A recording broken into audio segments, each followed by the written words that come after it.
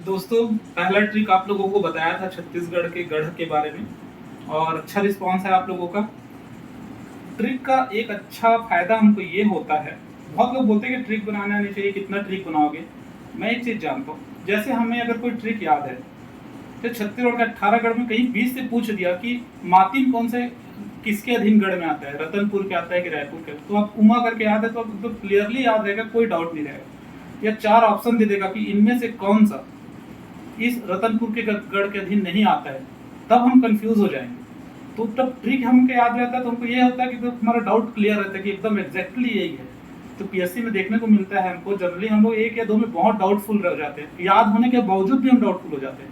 अगर ट्रिक आपने याद किया है तो इसका मतलब ये कि आप 100% श्योर है कि वही उत्तर है। तो ये ट्रिक बनाने का सबसे अच्छा फायदा होता है। तो पहला ट्रिक में आपने बहुत अच्छा रिस्पॉन्स किया। एक समय का अभाव है, मैं फटाफट एक जल्दी आपको ट्रिक बता रहा हूँ, बढ़िया ट्रिक। और वो ट्रिक मैं बता रहा हूँ आपको आज नदियों के, सहायक नदियों के नाम। महानदी का सहायक नदी कौन सा है, शिवनाथ का कौन सा है, इंद्रावती की सहायक नदी कौन सी है, सोन नदी की सहायक नदी कौन सी है, नर्मदा उपवाह तंत्र में सहायक नदी कौन सी है। तो इतने सारी नदियां हैं और उसकी सहायक नदी इतनी सारी है कि शिवनाथ का सहायक नदी है कि महानदी का सहायक नदी है, कंफ्यूज हो जाता है दिमाग।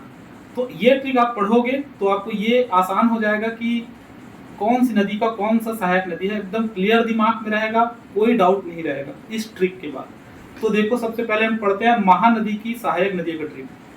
आप लोग मेरे से ये पूछेंगे कि सर आप ब्लैक बोर्ड में क्यों नहीं पढ़ा रहे हो, तो वो समय नहीं है।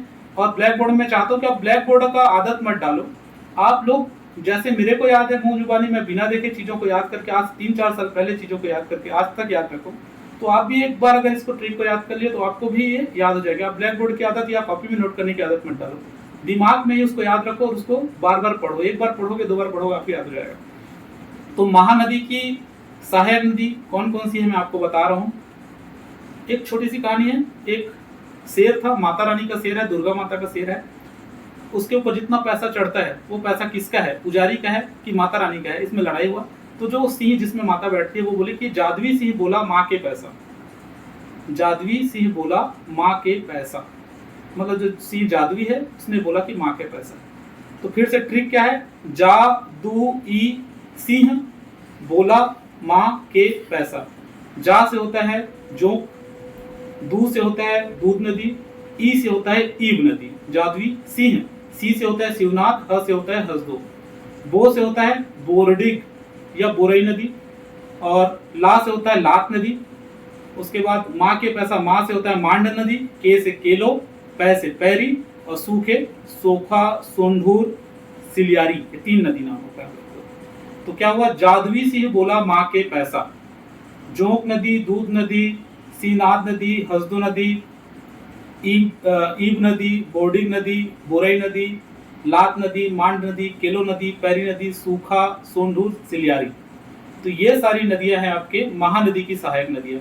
तो आप कहीं भी दिमाग में पहला अक्षर निकालेंगे तो आप कंफ्यूजन दूर हो जाएगा कि महानदी की सहायक नदी है कि शिवनाथ की सहायक नदी है। तो फिर से एक बार रिपीट कर रहा हूँ, जादवी सिंह बोला माँ के पैसा, जोंक नदी, दूध नदी, ईब नदी, शिवनाथ नदी, हसदो नदी, बोर्डिंग नदी, लात नदी, मांड नदी, केलो नदी, पैरी नदी, सूखा सुंडूर सिलियारी। लाइन्स इसको याद करना। अब आते हैं शिवनाथ नदी की सहायक नदियों पर। तो शिवनाथ नदी की सहायक नदियां क्या क्या है, खामखा ताली आज हस अरपा, खामखा ताली आज हस अरपा। कोई परफॉर्मेंस किया है, खामखा लोग ताली बजा रहे हैं अरपा के लिए, इसलिए खामखा ताली आज हस अरपा। तो खा से होता है क्या, खारून नदी, म से होता है मनियारी नदी, फिर खा से होता है आपका खरखरा नदी।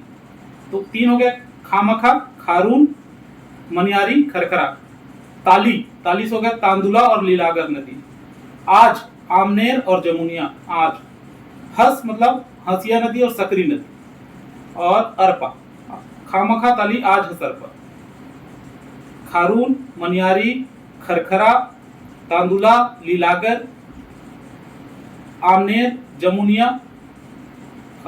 हस से हो जाएगा आपका अभी जो बताया हसिया नदी और सकरी और अरपा। ये हो गए आपके शिवनाथ नदी के सहायक नदियां। 1-2 बार आप लोग याद करोगे, फटाक से ये चीज याद हो जाएगा, फिर कभी नहीं भूलेगा जीवन में और डाउट भी नहीं रहेगा। अब महानदी की सहायक नदी आपको अलग से याद है, शिवनाथ की सहायक नदी आपको अलग से याद है, कोई भी पूछेगा कि इसकी सहायक नदी, आपको डाउट नहीं रहेगा इसमें। फिर नीचे आते हैं हम लोग इंद्रावती बेसिन में। इंद्रावती की कौन कौन सी सहायक नदी है? तो नागू, डंस को बोना, चिंता। नागू, नागू वाला नागू, डंस को बोना, चिंता। नागू, डंस को बोना, चिंता, ये है आपका इंद्रावती की सहायक नदी। नागू मतलब नारंगी नदी, गुदरा नदी। डंस मतलब डंकनी संकनी नदी। को मतलब कोटरी नदी। बोना मतलब बोरडिग नदी और निब्रा नदी। और चिंता मतलब चिंतावागु नदी और तालपेरू नदी। तो नागू, डंस को बोना, चिंता मतलब हो गया नारंगी नदी, गुदरा नदी, डंकनी, संकनी, कोटरी, बोरडिग और एक ना से फिर आप नंदीराज भी एक नदी है, उसको भी आप इसी में ऐड कर लीजिएगा। बोना, चिंता मतलब चिंतावागु और तालपेरू, ये सभी इंद्रावती की सहायक नदियां। तो ये हो गया आपका इंद्रावती की सहायक नदी के ट्रिक। और एक है आपका सोन नदी, ऊपर तो पार तंत्र चलता है। सोन नदी में कौन कौन से आते हैं? तो नेक गोबरी, नेक गोबर करके याद रख लोगे तो भी चलाएगा, नेक गोबरी या नोक गोबर। तो नेक गोबर मतलब क्या है? ने से नेउर नदी, क से कन्हार नदी, और गोबर मतलब गोपद, बनास और रिहंद नदी। तो ये सोन नदी में जाके मिलती है, नेक गोबर। तो ये सोन नदी के ट्रिक हो गए। नर्मदा पार तंत्र में 2 नदी है, उसको आप तांबा करके याद रखो या बंता करके याद रखो, बंजर और तांडा नदी। तो तांबा भी करके याद रख सकते हैं या बंजर करके याद रख सकते हैं। तो ये दोनों नदियां कहाँ चलती है? एक ब्राह्मणी नदी है जिसमें एक शंख नदी करके जाती है ऊपर में, जसपुर साइड में, वो सिंगल नदी है, तो उसको आप याद कर लोगे, उसमें ज्यादा याद करने की आवश्यकता नहीं है। बंजर तांडा भी ज्यादा याद करने की ट्रिक की जरूरत नहीं है। शिवनाथ, हसदो और इंद्रावती में ज्यादा सहायक नदियां हैं, तो इसको ज्यादा याद करने की आवश्यकता है। उम्मीद कर रहा हूँ कि ये तुमको पसंद आएगा और ये ट्रिक आप लोग याद कर लो, कभी नहीं भूलने वाला है। और फटाफट सब्सक्राइब करो, हर दिन एक एक ट्रिक बताते जाऊंगा, पूरे छत्तीसगढ़ ट्रिक में कंप्लीट हो जाएगा। जितनी कठिन चीजें सब ट्रिक में आप लोग याद कर लोगे आसानी से। तो आज के लिए इतना है, ऑल द बेस्ट।